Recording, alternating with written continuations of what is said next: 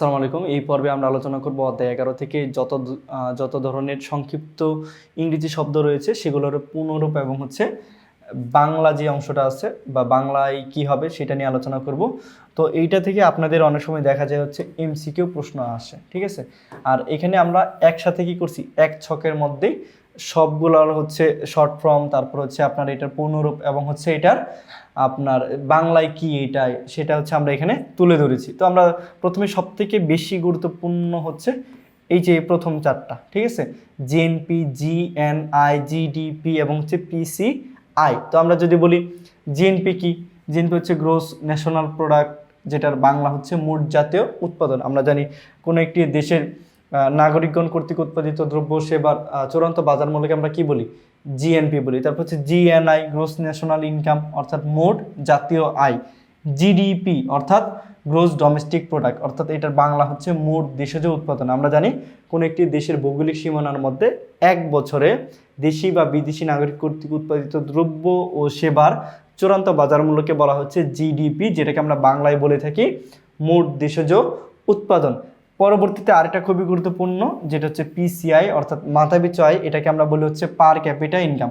এটা পূর্ণরূপটা খুব বেশি আসে আপনাদের, এটা অবশ্যই কি করতে হবে, মনে রাখতে হবে। এটা তো মনে রাখবেনই, এর সাথে সাথে এই চারটা খুব ভালো করে মনে রাখবেন। তো পিসিআই এর পূর্ণ পার ক্যাপিটা ইনকাম, যেটার বাংলা মাথাপিছু আয়। আমরা সবাই জানি এটা দেশের মোট জাতীয় আয়কে যদি আমরা মোট জনসংখ্যা দ্বারা ভাগ করি তাহলে আমরা যেটা পাই সেটাকে আমরা বলি মাথাপিছু আয়। মাথাপিছু আয় খুবই গুরুত্বপূর্ণ একটা জিনিস। মাথাপিছু আয় দ্বারা আমরা কোনো একটি দেশের জীবনযাত্রার মান সম্পর্কে জানতে পারি। তারপর এখানে এটার কোনো শর্ট ফর্ম নাই, এটার শর্ট ফর্ম নাই, তারপর এটারও নাই। তো এটা বেসিক অ্যান্ড হেভি ইন্ডাস্ট্রি, এটা কি বলতে বোঝায়, মৌলিক এবং ভারী শিল্প বোঝায়।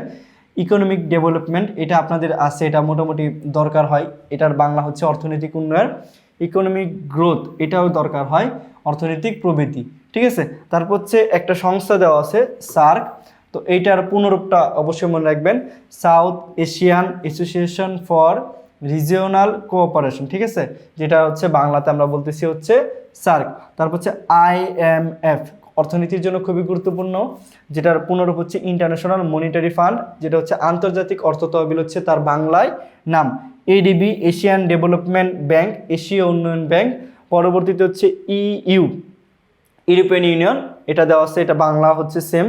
তা আইডিএ, ইন্টারন্যাশনাল ডেভেলপমেন্ট অ্যাসোসিয়েশন, অর্থাৎ আন্তর্জাতিক উন্নয়ন সংস্থা। তো এখানে সবগুলো দেওয়ার কারণ আমরা এই অধ্যায়ে যেরকম 10-12টা কি দেওয়া আছে, ইংরেজি শব্দ দেওয়া আছে, যেটা বাংলা শব্দ মাঝে মাঝে চলে আসে। তো সব থেকে বেশি আসে এই 1 থেকে 4, জিএনপি, জিএনআই এবং জিডিপি, পিসিআই। এই চারটা যদি ভালো করে পড়েন তাহলে আপনারা কি করতে পারবেন, এখান থেকে মিনিমাম দেখা যাচ্ছে একটা এমসিকিউ অথবা সৃজনশীল কয়ের একটা সিকিউ এর প্রশ্ন আপনাদের অবশ্যই কমন পড়তে পারে, শুধুমাত্র এইখান থেকে, এই চারটা থেকে। অর্থাৎ এই চারটা থেকে, এই যে এইখানে এই চারটা, এইটা সহ, ঠিক আছে, সব থেকে বেশি আসবে এই যে এইটুকু, ঠিক আছে। তো এটা অবশ্যই মনে রাখবেন, অবশ্যই ভালো করে মুখস্থ করে রাখবেন। এবং এক চার্টের দেওয়া মানে কি আপনার পুরো অধ্যায় মানে খুঁজতে হবে না যে একটু পরপর যে এটা মানে কি, এটা মানে কি, আপনার এই ছকটা দেখলেই সম্পূর্ণ বুঝতে পারবেন। তো এই ছিল এই পর্বের গুরুত্বপূর্ণ যে ইংরেজি শব্দগুলো ছিল এগুলোর ব্যাখ্যা। দেখা হচ্ছে পরবর্তীতে নতুন কোনো পর্বতে। ততক্ষণ পর্যন্ত ভালো থাকুন, সুস্থ থাকুন। আল্লাহ হাফেজ, আসসালামু আলাইকুম।